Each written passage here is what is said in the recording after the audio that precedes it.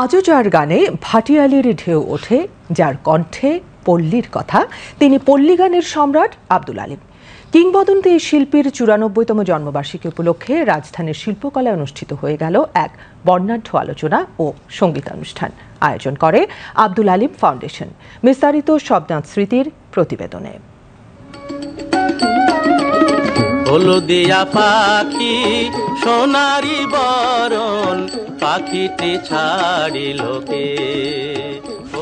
লোকসঙ্গীতের মহান সাধক আব্দুল আলিমের জন্ম ১৯৩১ সালের ২৭ জুলাই ভারতের মুর্শিদাবাদের তালিবপুর গ্রামে। ছোটবেলাতেই সঙ্গীতের প্রতি আগ্রহ গড়ে ওঠে তার।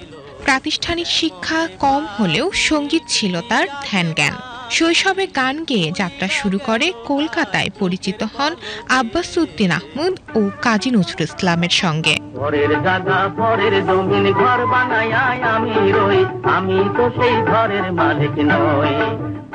১৯৪৩ সালে প্রথম গান রেকর্ড করেন মেগাফোন কোম্পানিতে। দেশভাগের পর ঢাকায় এসে বেতার, চলচ্চিত্র ও টেলিভিশনে গান গেয়ে কোটি শ্রোতার হৃদয়ে জায়গা করে নেন।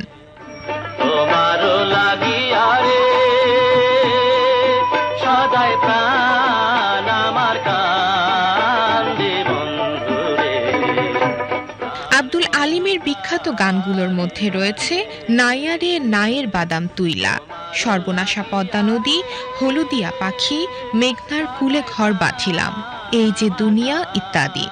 বাংলাদেশের প্রথম চলচ্চিত্র মুখ ও মুখোশ সহ বিভিন্ন বাংলা চলচ্চিত্রে তিনি গান গেয়েছেন। প্রায় ৫০০টিরও বেশি গান রেকর্ড করেছেন।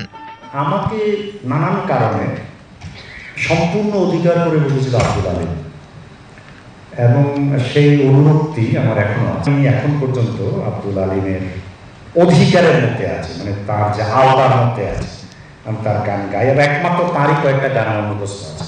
মূলত যখন থেকে বসতে শিখেছি আব্দুল আলিমের গান, তখন থেকেই আমার প্রিয়।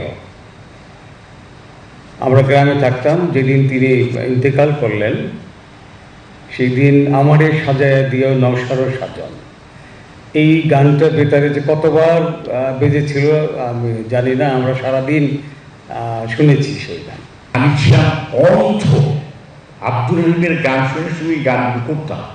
ওনার প্রতি আমি কত পাগল ছিলাম যে সব কিছু ছেড়ে ত্যাগ করে এত দূরে উল্টা পথে, আমার কলেজ হচ্ছে জগন্নাথ আর আমি চলে আসতাম খিলগাঁও।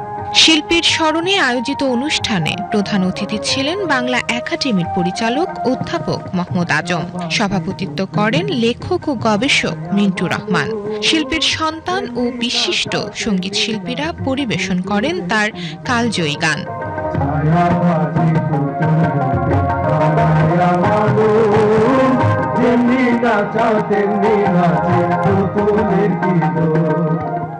প্রজন্মের পর প্রজন্ম ধরে বাংলার মাটি আর মানুষের কথা শোনানো এই কিংবদন্তির গান আজও সমান জনপ্রিয়।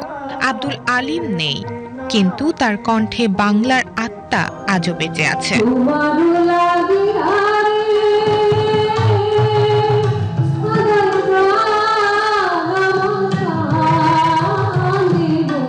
শবনাথ স্মৃতি, বিটিভি নিউজ।